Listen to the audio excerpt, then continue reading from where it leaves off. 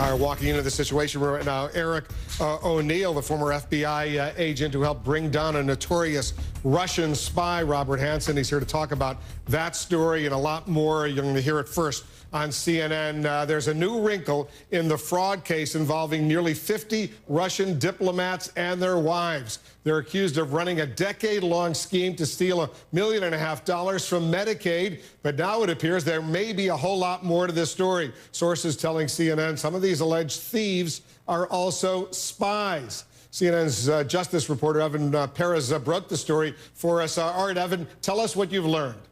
Well, Wolf, sources tell me that for some time the FBI has been trying to bring spy charges against several of these diplomats.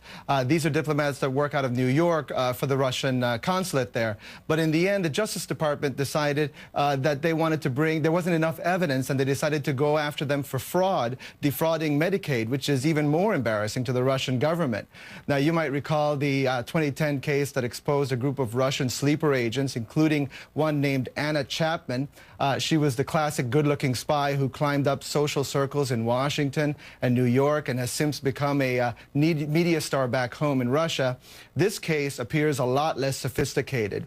One of the diplomats charged in this case is charged with his wife, allegedly filled out Medicaid forms claiming to make about $3,000 a month, when in fact he was making more than $5,000 a month. His family got about $30,000 in Medicaid benefits.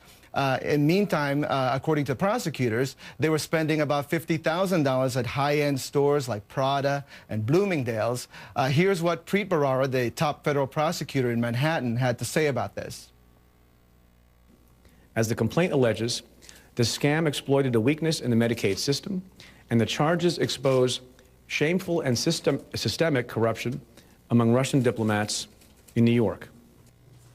Evan, how many of these diplomats are still in the United States? What happens to them? Well, of the 49 that are charged, Wolf, only 11 are still in the United States, and they cannot be arrested. That's because they have diplomatic immunity. Now, the only way the case can move forward is if the Russian government waives their immunity, and that's not likely to happen. The State Department is expected to send them home instead. What's the Russian government, Evan, saying about all of this? Well, the Russian government it said that the public announcement of these charges was undiplomatic and that they appear designed to cause problems between the two countries. The Russian deputy foreign minister told local news agencies, quote, "We have a lot of claims to American diplomats in Moscow, but we're not making them public." So, Wolf, sounds like we can expect some more retaliation, perhaps, from the Russians in the coming weeks and months. Wolf? Wouldn't be surprised. Usually when the U.S. does something like this, they respond tit for tat in Moscow. Right. We'll see what happens. I suspect some U.S. diplomats getting ready to be expelled, presumably, from Russia. But we shall see. Evan, good reporting. Evan Perez reporting for us. Perhaps the most famous espionage case since the Cold War ended was that of Robert Hanssen, an American FBI agent who was busted for spying on behalf of the Russians. Hanssen was brought down by a fellow FBI agent, a young man named Eric O'Neill, who was played by the actor Ryan Phillippe in a movie about the scandal called Breach. Listen to this. Come to admire him, I see. Yes. Respect him? I never cared about making headlines. I wanted to make history. He's a traitor, Eric. Started spying for the Russians in 1985. Good news is you're in the middle of the biggest case we've ever run. Joining us now is the man who actually busted Robert Hanssen, the former FBI agent Eric O'Neill. Eric, thanks very much for coming in. Great to be here. All right, so let's talk about this case that Evan was just reporting on. What do you make of this alleged spy ring? Well, it sounds a little bit like the mobster investigations, where you can't get them for what you want to get them for, but you get them for tax fraud. We've got a group of Russians who are working in the different diplomacy here in D.C. and the consulate in New York.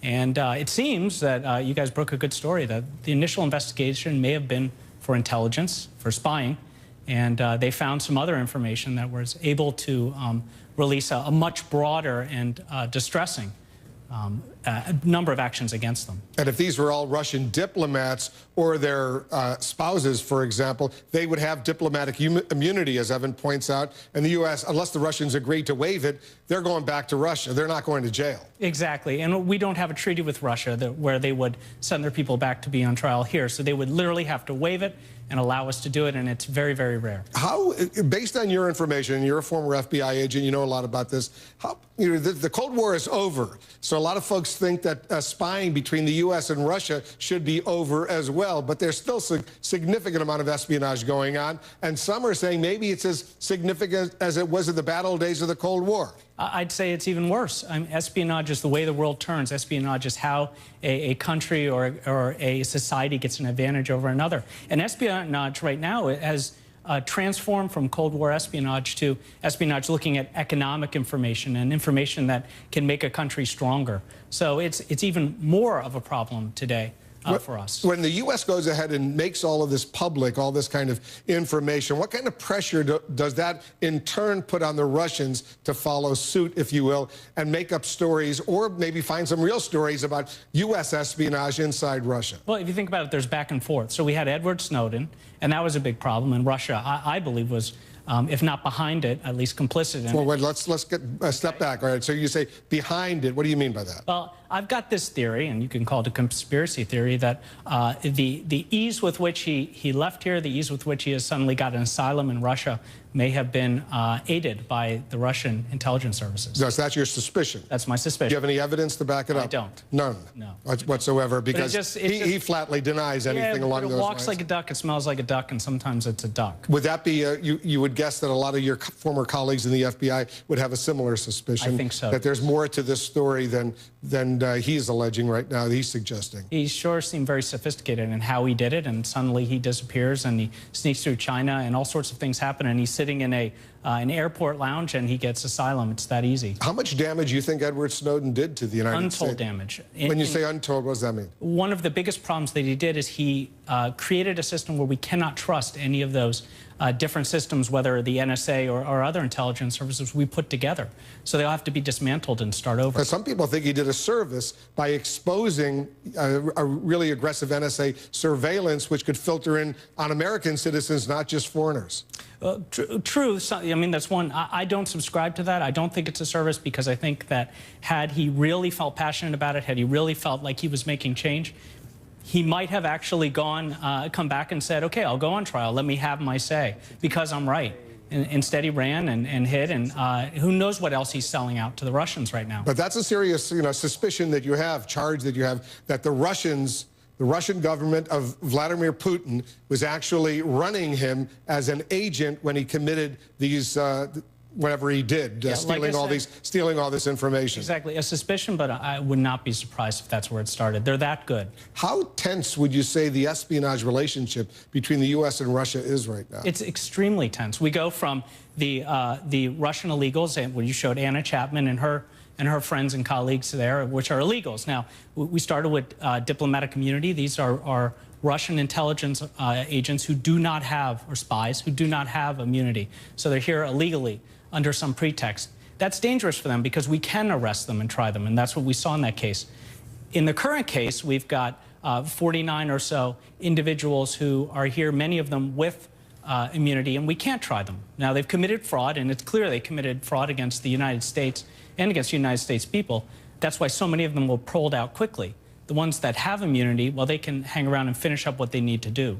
And then we'll see them all leave. What did you think of that film that was based on what you did with Ryan Phillippe? Right, Breach. That was a great film. It was an inside look at how the FBI actually conducts an investigation without all of the extra gadgets and wizardry that goes into so many Hollywood movies. And Hansen caused an enormous amount of damage to the United States. Hansen caused untold damage, and we're literally still trying to figure out. Who caused more, he at the FBI or Aldrich Ames, another Soviet Russian spy at the CIA? Well, if you asked Hansen, he would say himself. He had no respect for Aldrich Ames.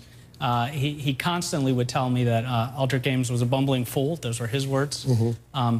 And I think he was almost proud at how good of a spy he was. And I truly believe that he did more damage. Now, without acknowledging at all that Snowden was run by the Russians, who caused more damage, Snowden or Aldrich Ames or Robert Hanssen? I think at the end of the day, Robert Hanssen, because the secrets that Hanssen stole were targeted to hurt the United States. And the damage that Snowden has done, we don't know the full extent of it. Two, one could say there are some politically beneficial aims to it. But at the end of the day, I think that most of what he did was tear apart different goals that we had and different programs and systems we had that now have to be redone. Eric, thanks very much for coming in. Eric O'Neill, former FBI agent. Thank you. Appreciate it. Coming up, power flight. Unlike any other, we have details on who's flying aboard Air Force One with President Obama to Nelson Mandela's memorial service. There could be an awkward moment when they all get there. Will President Obama come face to face with Cuba's Raul Castro? They're both on the podium. They're both speaking tomorrow morning. Stand by.